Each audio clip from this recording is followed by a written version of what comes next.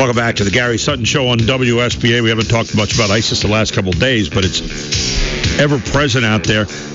Over the weekend and in the last few days, a number of people had some things to say. Bob Woodward on the Fox News Sunday said that the ISIS strategy is a mess. He said Obama's clearly going through a wake-up call. He's got to come up with something to do here. Richard Engel said the Obama strategy is certainly not slowing down ISIS. There are enormous contradictions in the U.S. strategy to fight the Islamic State that are becoming more apparent every single day. We got another person, General Martin Dempsey, said the air war against ISIS is failing. Dempsey, he's the head of the Joint Chiefs of Staff. He also revealed that ISIS was within 25 kilometers of Baghdad airport before U.S. Apaches were dispatched to slow them down. Leon Panetta, the former Secretary of Defense, said, I always felt that the President of the United States ought to keep every option available in dealing with this kind of enemy, speaking about ISIS. And finally, Susan Rice says, we are not reassessing our strategy against ISIS. This is very early days of the strategy. We are not going to be in a ground war in Iraq. It's not what's required by the circumstances we face. And yet we hear an awful lot of generals out there saying kind of the opposite. With us this morning, a guy who's very much involved with this. He's also been involved as a person serving our country in the military. But from a congressional standpoint, he's also there. We're talking about Congressman Scotty Perry, who joins us here on the Gary Sutton Show. Scott, good morning to you. Great to have you on. Good morning, Gary. Great to be here. Thank you. Thank you for being with us on such short notice, too. I wanted to talk a little bit about, I'm hearing a lot of people say that the airstrikes that we have right now in Iraq and in Syria, more in Iraq and Syria might even be another separate point, you can tell me that in a moment, are not being effective. In fact, they're just, pinpricks, if you will, and they don't appear to be slowing ISIS down. What are you hearing inside the Beltway there and inside the committees that you're working on? Well, what I hear, Gary, is what most of us in the military know, and certainly most American citizens know by watching 10, 15 years of war for their, with their own country being involved in that, is that airstrikes are an ingredient in a recipe, if I could use that metaphor. It's like wanting to bake a cake, and I say to you, okay, Gary, you bring the eggs, and I'll bring the flour, and so can bring, the chocolate, and so can bring the sugar, and all that stuff. What we're doing is we're just throwing eggs in the bowl and throw it in the oven and expecting a cake to come out. And when you bring it out, you got eggs. I mean, they're a component, but you need the other components as well. You need the intelligence, you need the targeting, and at some point, somebody has to get on the ground and clear it and hold it. And that's the point that the administration seems to be missing, thinking that these airstrikes will have great effect. They are not going to have. They're going to have some effect, and they have. But let's face it. I mean, when I hear the president saying we're going to continue with our successful effort, I wonder what's been successful, and quite honestly, I wonder what's the point of the continuation, because ISIS seems to be gobbling up more territory, it seems to me, and while we've been told that Baghdad is not in jeopardy of falling, I've been to what we call it was BIOP, Baghdad International Airport. When you're at BIOP, and when you're within 25 kilometers of BIOP, you're in targeting range of artillery for sure, and you're on the outskirts. You're in the suburbs of the city of Baghdad. You're there. Congressman Charles Krauthammer said yesterday in the special report with Brett Baer last night that President Obama does not seem to be serious at all about the U.S.-led airstrike campaign against the Islamic State militant group in Syria and Iraq. He's obviously a syndicated columnist and a Fox News contributor. Yeah. But he said the debate over whether the U.S. should deploy ground troops to Iraq was totally irrelevant, adding there is no chance Obama will do so anytime soon. The bigger issue, he said, was that the air campaign against the militant group, also known as ISIS and ISIL, seemed to be nothing serious. Is that true as far as where we sit right now? Is it nothing serious? A lot of people have questioned the president's, I guess, his soul on this thing, whether or not he's really into this or not. I mean, there's been it doesn't seem like it's a really hard campaign. It seems more like it's a hit and miss kind of situation. Am I being too tough on him? No, I don't think you are, Gary. I've been pretty tough on the president, and I think it's justified. It's not personal for me, but as a person who served, and particularly in that country, I think it's justified. I mean, the administration, any president, if you're going to commit troops, that's potential loss of life. That's huge amount of commitment. That's the stake of the nation's credibility. You must have the will to win. And if you have the will to win, then you must do whatever is required to win. And what it appears to me, which is why I've been critical of this administration in this regard, is that this is a political determination, especially with an upcoming election and the cacophony of calls from the electorate and the citizens to do something about this. That this is the response, and so this kind of keeps the wolves away from the door for a little while and gives us something to talk about. But at the end of the day, we're seeing another, what I see as an American embarrassment and an American loss from a military standpoint, which doesn't have to be that way, but it is being, it's going to be that way as long as we keep on looking for this kind of politically correct solution to the problem, which doesn't. It doesn't recognize and acknowledge the fact that sooner or later somebody has to be in there on the ground. And I'm not saying it should be us, Gary. Let me make that clear. But somebody's going to have to do it sooner or later. Until that happens, this is all just a conversation we're going to keep having every single week. Well, and that brings me to another point then, too, which is of great concern, I think, to Americans. We hear the Kurds continually coming out on Sunday talk shows and elsewhere and saying, we need heavy armament. We apparently are supposed to be providing that, but the agreement that we have with Iraq right now to get the Kurds the heavy armament, and here again we come into that whole religious thing where the Sunnis and the Shias and the Kurds all are arguing among each other. It has to go through Baghdad in order to get to the Kurds. And we're finding out that they're getting AK-47s and so forth, but they're not getting the heavy armament they need to really be able to sustain a fight against ISIS on the ground. So what gives here? Well, again, I think it's political. I think it's gamesmanship at the highest level. To me, here again, when, I know Iraq is a sovereign nation, so to speak, but it's a very fractured nation at this point. And it seems to me if they want something from us to sustain their government and their country, then, the old adage I use is beggars aren't choosers. And, from my standpoint, America is a country with a lot of might. And we either need to tell the Iraqis in Baghdad that, that we're coming and this is what we're doing, or we deliver it directly to the Kurds in those places where we can get in. And there are those places. Choosing, to me as well, the Kurds have been our longest standing ally. And if you can remember back, and I know you can, Gary, right, back to when Saddam gassed the Kurds. Right. He gassed them, and they have been with us, and we have abandoned them time and time and time again, and we're watching it happening again right now. And, of course, after he gassed the Kurds, I believe it was mustard gas, if memory serves. Is that correct? There were actually several different types of gas. Yeah, absolutely. And, of course, he changed his whole thoughts after that. He gave, there were no weapons of mass destruction. He got rid of all those, and, he became a nice guy. But that's a whole other subject. You got it. I know. Hey, but coming back to this, I mean, the leadership that we need to see, and I'm going to go to a place here. I think you and I touched on this about a week or so ago. There are people that are saying this is all just political on the president's part. I don't like to think that of my president, no matter who it is, Republican, Democrat, or whatever, that it's political, that it's all meant to kind of stave off further criticism for Democratic candidates running around the country having a tough time already until after the election. But one would ask this question. If it's being done for that reason now, and we're getting this kind of weak look at the way we're providing air support. I mean, air support is supposed to be a lot more robust than that. What are we going to get after the election? Well, that's a great concern of mine and a lot of Americans. And Gary, it's specifically why I voted against the bill to train some of these folks and provide all that money. I saw it as just a political ploy, so to speak, and it was just money down a rat hole. I am very concerned. And again, I just don't think it's in this president's. It's just not in his psyche. This is what he ran against. He is fundamentally opposed to what's happening, and even U.S. involvement to the core. He's being dragged to this requirement against his will, but by popular requirement. And as soon as he can, he will absolve himself of it. I mean, I see a very stark difference, and I hate to use this analogy because I think the president has an awfully tough job.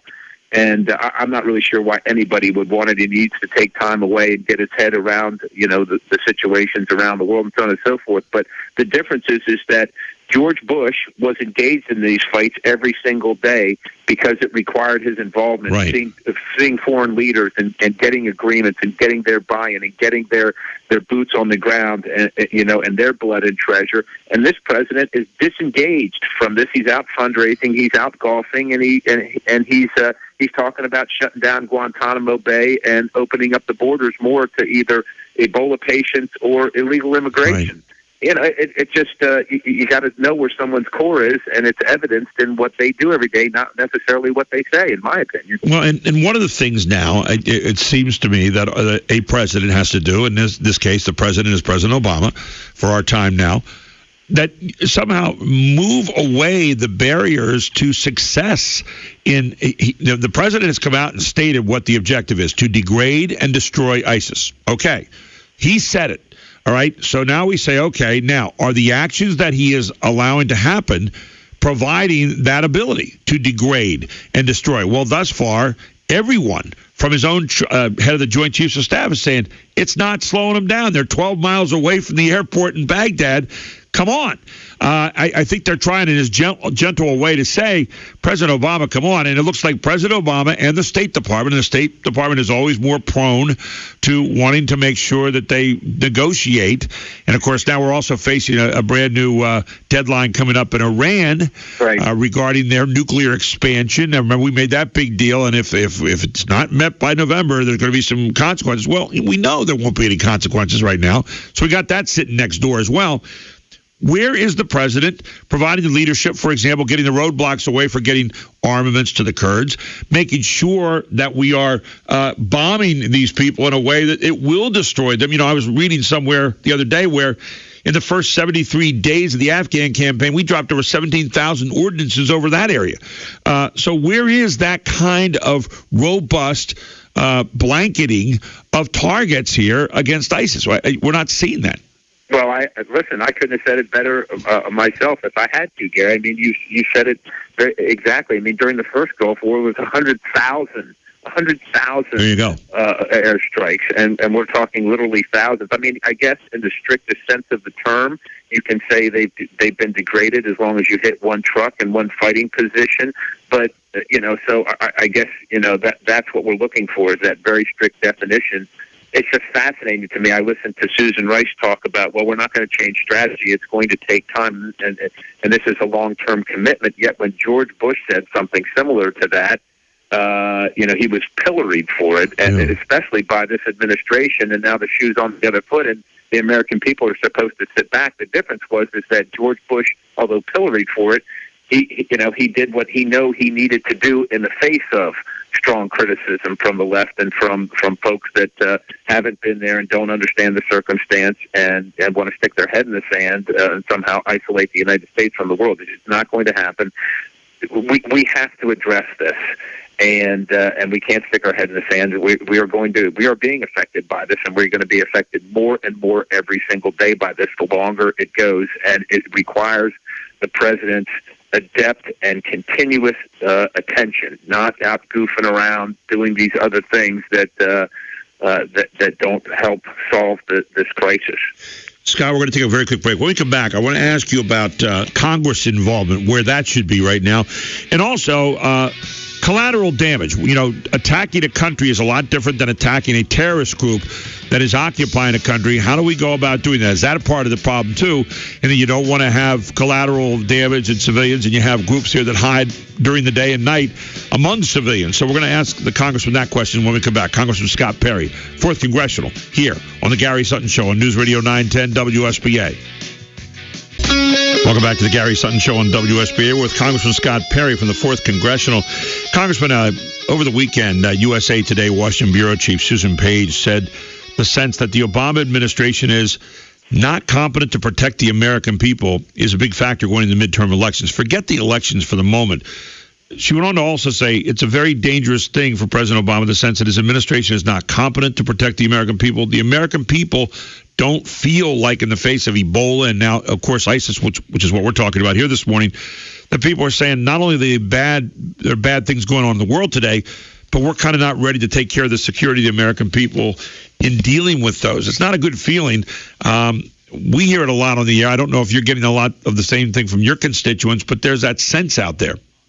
Absolutely, Gary, and it goes to a lot of different things. It's a sense that the administration doesn't have any credibility, and it comes from a long string of things. It starts some time ago when there's no scandal at the IRS, or when you can keep your plan. And I'm not trying to be flip or light about it, but those are important things to people. And then when the president says, and the administration tells us and reassures us that it's nearly impossible that an Ebola case will come to the United States or be in the United States, and then it happens. And then, these airstrikes are going to degrade and destroy ISIL, and we see us striking, and we see them gaining territory.